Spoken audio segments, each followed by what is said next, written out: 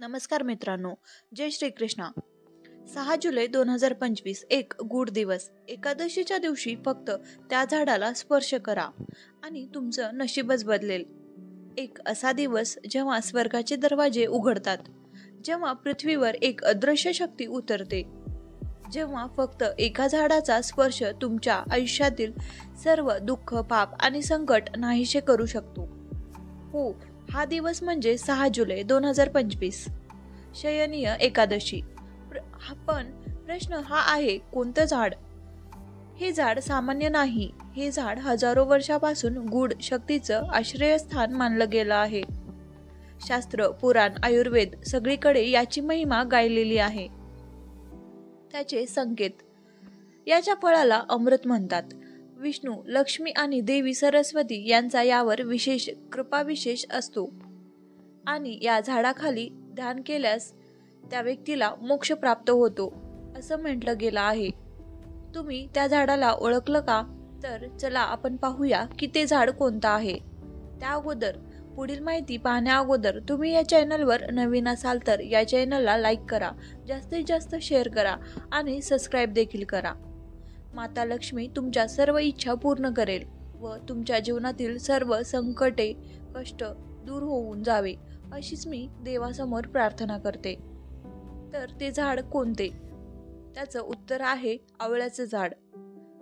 का आहे हे झाड इतकं विशेष? तुम्ही कल्पना करू शकता का? एका साध्या झाडाचा फक्त स्पर्श केल्याने जीवनातील त्रास, चिंता, आर्थिक संकट, मानसिक क्लेश नाहीसे होतात. हे काही फक्त भावनिक विश्वास नाही. शास्त्र, इतिहास आणि विज्ञान या तिघांनीही या झाडाच्या दिव्य स्पर्शाची पुष्टी केली आहे. पुरातन ग्रंथ काय सांगतात ते आपण पाहूया. एकादशा दिन पुण्य आमलकी स्पर्शत सर्व पाप नश्यती मोक्ष मार्गो प्राप्ते.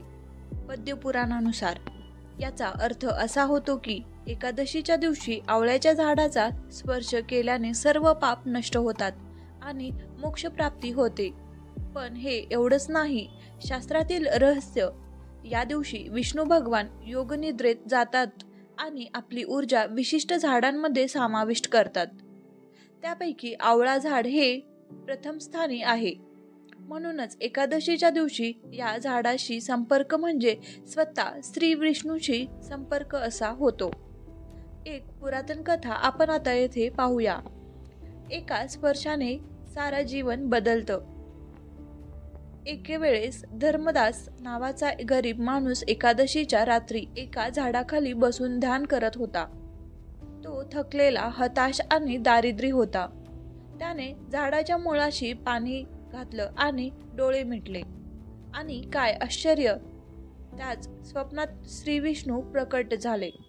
त्याला आशीर्वाद देऊन म्हणाले, तू ज्या झाडाखाली बसलास तो मीच आहे. त्या दिवसानंतर धर्मदासाचं सगळं जीवनच बदललं. धन, आरोग्य, आनंद आणि मोक्ष त्याला प्राप्त झाला. ते झाड होतं आवळ्याचं झाड. तर 6 जुलै 2025 या दिवशी नेमकं काय करावं?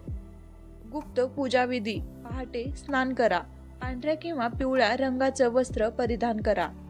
जवळच्या आवळा झाडाजवळ जा.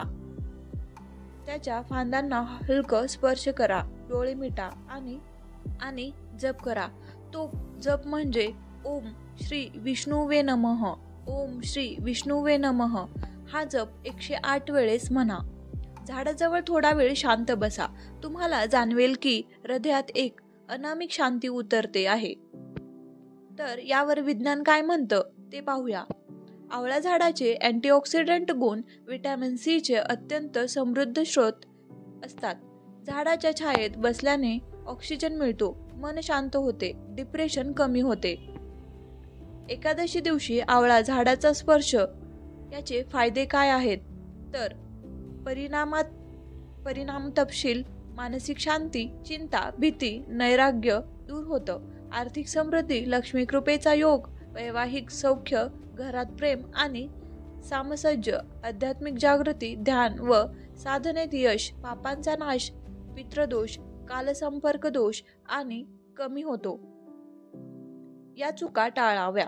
कोणत्या आहेत त्या चुका? तर झाडाची फळं उगाच तोडू नका, सेल्फी, गोंधळ, विनोद असे काही करू नका, झाडाजवळ असभ्य वर्तन, वर्ज्य वर्तन करू नका, तोडाफोड, खोडावर नाव लिहिणं टाळा.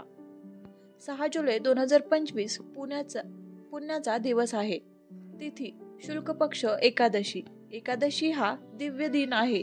6 जुलै 2025 रोजी येणारी शयनी एकादशी ही अत्यंत शुभ मानली जाते. या दिवशी आवळा झाडाचा स्पर्श करणे म्हणजे आपल्या जीवनातील अडचणी, दुःख, पाप आणि मानसिक चिंता यांचा नाश होण्याचा उपाय आहे. शास्त्र, पुराण, धर्मग्रंथ, आयुर्वेद आणि पर्यावरणीय दृष्टिकोनातूनही हे झाड अत्यंत पवित्र आहे. यामुळे तुम्ही या दिवशी आपल्या घराजवळ आवळा झाडाजवळ जाऊन श्रद्धेने स्पर्श करा, पूजा करा, ध्यान करा आणि तुमच्या जीवनात सुख, समाधान आणि शुभतेचा प्रवेश होईल. नाव शयनी एकादशी. वार रविवार. पारवा म्हणजेच उपवास समारोप 7 जुलै 2025 सकाळी. गुड उकललं पण कृती तुमची. हा फक्त एक लेख नाही, हा तुमच्या नशिबाच्या बंद दारावर टकटक करणारा आवाज आहे. जर तुम्ही 6 जुलै 2025 रोजी या विशिष्ट झाडांचा आवळा श्रद्धेने स्पर्श केला तर शक्य आहे की तुमच्या जीवनात काहीतरी विलक्षण घडेल. तो फक्त एक स्पर्श नसेल, तो असेल श्री विष्णूचा तुमच्यावर आशीर्वाद. धन्यवाद मित्रांनो.